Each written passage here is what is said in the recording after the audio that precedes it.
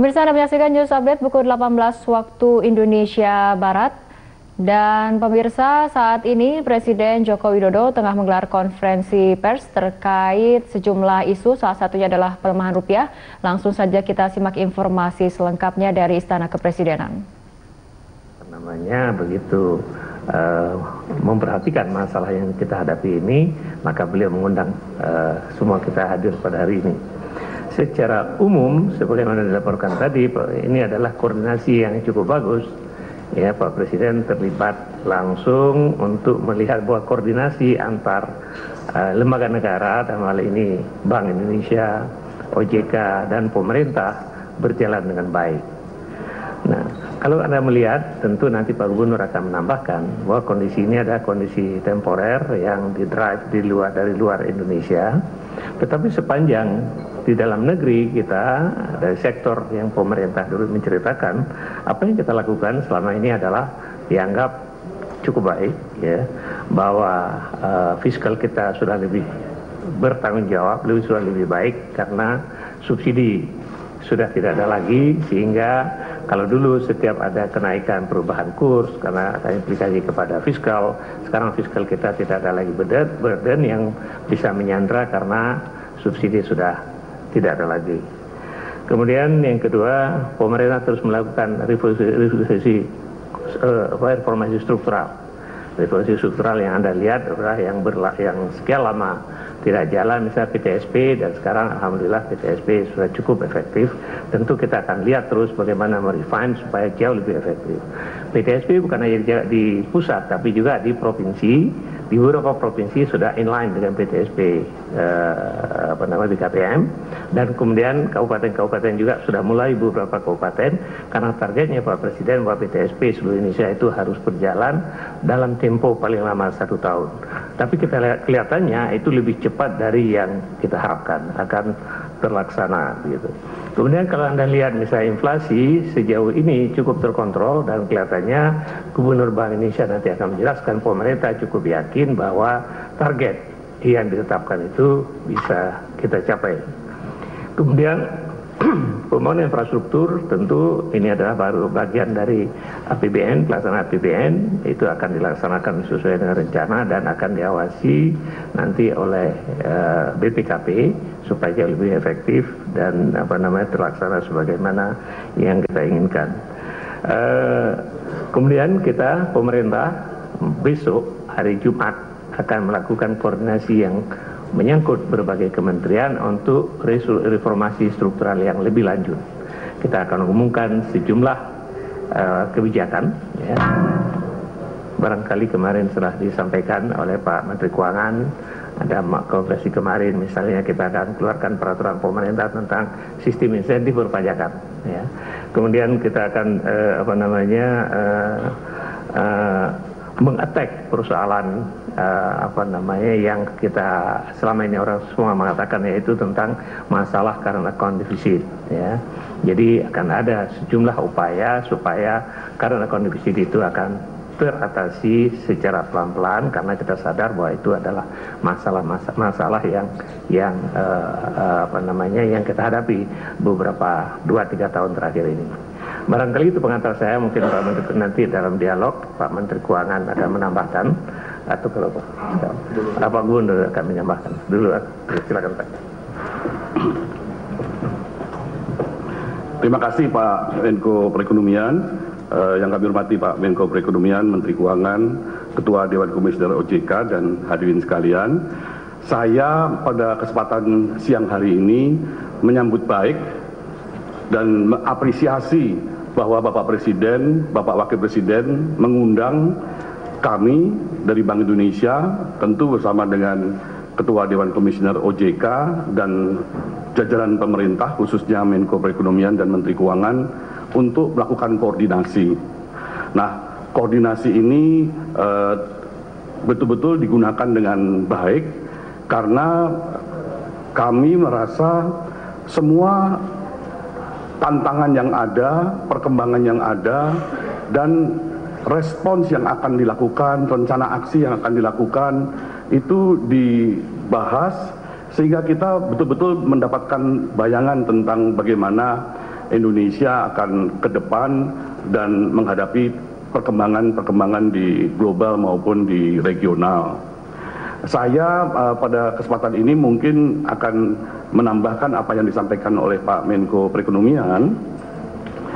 Itu adalah dikoordinasi ketika membahas masalah ekstern, masalah intern, itu kita mendiskusikan secara dalam bagaimana pemerintah akan terus mengelola, mengendalikan inflasi.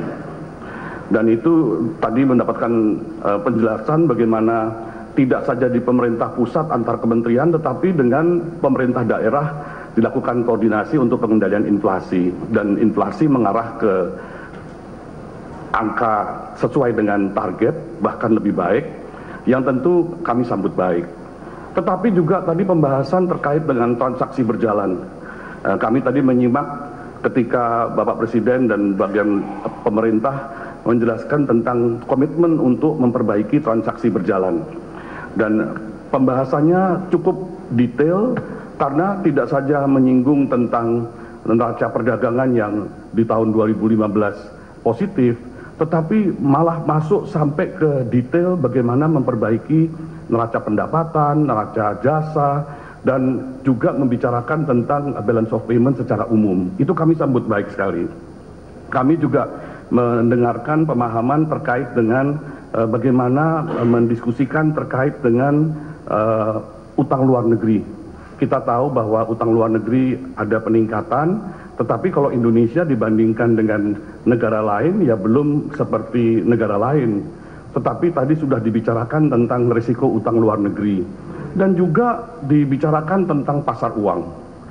Kami dari Bank Indonesia menjelaskan bahwa kalau pasar uang pada saat sekarang ini memang ada cukup tekanan, dan tekanan itu lebih banyak dari ekstern. Dan kita sama-sama mengikuti bahwa yang utama aspek ekstern yang kita mesti waspadai adalah perkembangan normalisasi kebijakan The Fed Amerika, yang kelihatannya dari pertemuan terakhir maupun dari statement-statement pejabatnya, karena ekonomi Amerika yang membaik di masalah unemployment-nya, tentang pertumbuhan angka inflasinya, membuat keyakinan bahwa penyesuaian tingkat bunga The Fed itu akan berlangsung mungkin di Juni atau sampai September. Hal itu adalah satu kondisi. Kondisi yang lain yang kita sama-sama waspadai adalah Tiongkok, di mana di pertemuan kongresnya, komite nasionalnya itu ternyata telah disepakati bahwa pertumbuhan ekonomi Tiongkok itu diperkirakan 7%. Dan ini sudah menjadi pertimbangan bahwa akan dicoba mencapai pertumbuhan ekonomi yang berkesinambungan. Dan ini tentu suatu angka yang perlu diwaspadai karena berdampak terhadap dunia. Kita juga memperhatikan bahwa komoditi dunia masih terkoreksi. Dan bahkan pasar future melihat 8 komoditi yang menjadi andalan utama Indonesia itu terkoreksi juga mungkin sampai 11% di tahun 2015 ini. Hal lain yang kita perlu perhatikan adalah tanggal 9 kemarin itu sudah dimulai kebijakan moneter longgar oleh ECB, European Central Bank, yang nanti akan membuat satu kondisi likuiditas yang mengalir dari negara-negara Eropa kepada dunia. Nah, perkembangan daripada dunia itu ditambah dengan beberapa perkembangan di domestik, khususnya ada permintaan di dalam negeri terkait dengan falas, memang membuat nilai tukar selama tahun 2015 year to date dari 1 Januari sampai dengan Maret ini itu rupiah terdepresiasi 5,7%. Tapi kalau kita melihat secara seimbang, Indonesia itu kalau di dunia dianggap negara berkembang yang disoroti bersama dengan negara berkembang yang lain, yaitu Brazil, Turki, India, Afrika Selatan. Itu selalu dilihat.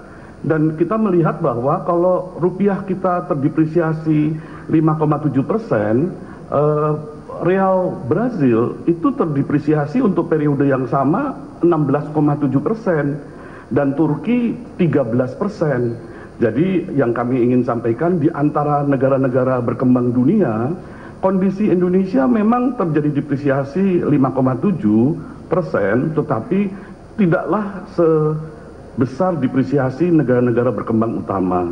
Dan kita pun juga lihat di ASEAN bahwa perkembangan daripada nilai tukar kita juga tidak lebih buruk daripada perkembangan nilai tukar negara-negara tetangga kita.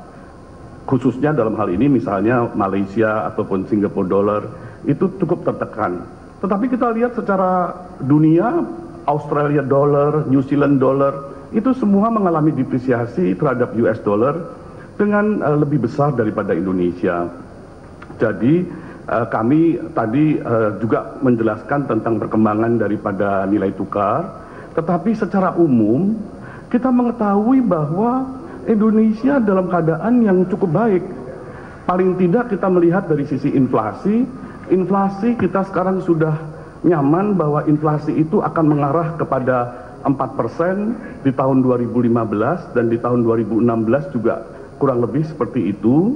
Kita juga melihat bahwa dari yield surat utang kita yang tadinya ada di kisaran 8% itu sekarang sudah turun ke 7%, dan kredit default swap Indonesia juga terus membaik. Istilahnya kalau setahun yang lalu ada di kisaran 230, sekarang ini kan ada sampai di 130 dan kemarin sedikit naik menjadi kira-kira 140.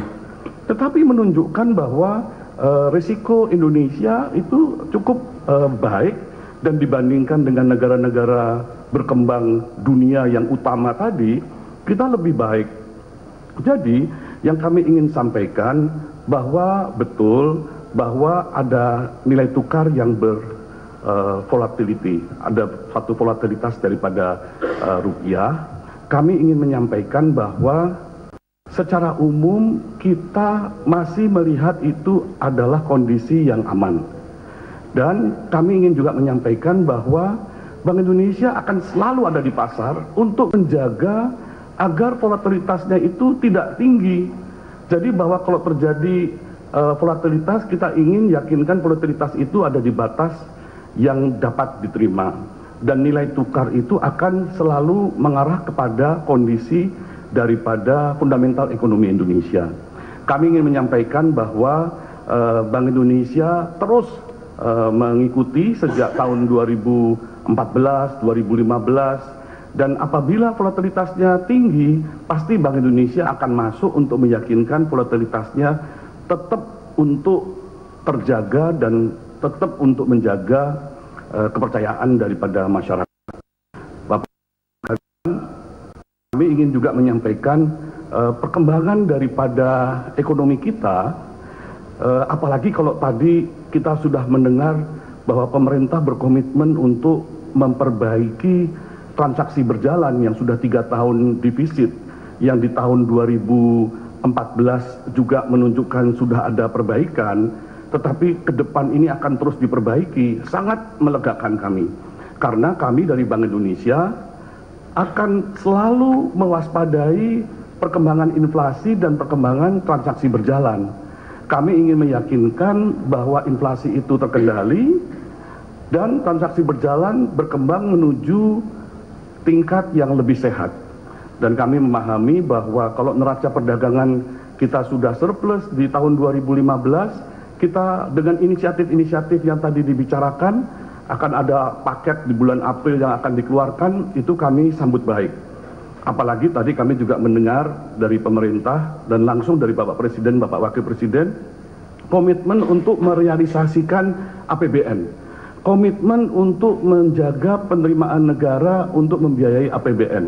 Dan kami juga melihat bagaimana Presiden betul-betul ingin supaya APBN itu dapat direalisasi dengan baik, pembangunan infrastruktur dapat dilaksanakan dengan baik, pelayanan terpadu satu pintu akan dilaksanakan. Itu sungguh sesuatu yang kami sambut baik, dan kami menyambut baik adanya koordinasi ini. Bapak Ibu sekalian, mungkin hal ini yang kami ingin sampaikan, nanti penjelasan lebih jauh dalam tanya jawab. Kami kembalikan kepada Bapak Menko. Terima kasih Pak Menko, Pak Gubernur BI, Pak Menteri Keuangan, teman-teman sekalian. Tadi saya mengupdate Bapak Presiden mengenai kondisi di sektor keuangan. Dan sekaligus untuk meyakini bahwa kegiatan pembiayaan pembangunan, bank tetap menjalankan intermediasinya dan lain sebagainya tetap berjalan. Ya.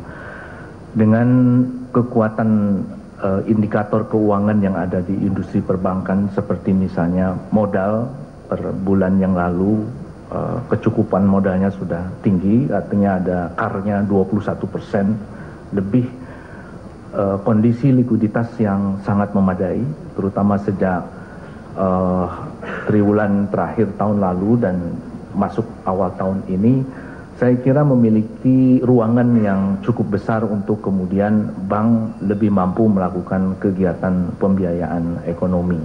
Dan saya kira ini pun terkonfirm karena target pertumbuhan kredit tahun ini sebagaimana yang disampaikan kepada OJK, kredit akan tumbuh lebih dari 16%, ya.